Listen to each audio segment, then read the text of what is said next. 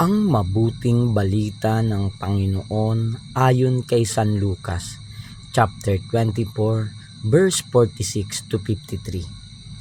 Noong panahong iyon, sinabi ni Jesus sa kanyang mga alagad, ganito ang nasusulat, kinakailangang magbata ng hirap at mamatay ang Mesiyas at muling mabuhay sa ikatlong araw.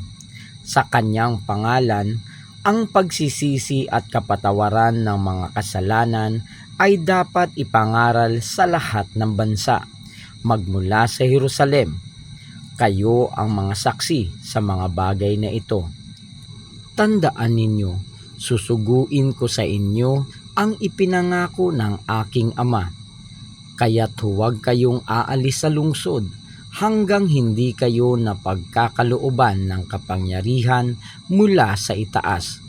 Pagkatapos, sila'y isinama ni Jesus sa labas ng lungsod.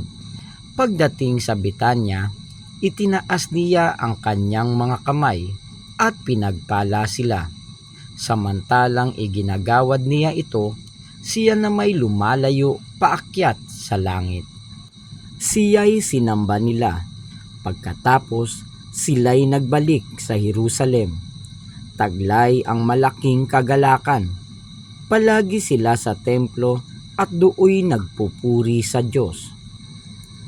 Ang mabuting balita ng Panginoon. Pinupuri ka namin, Panginoong Hesukristo.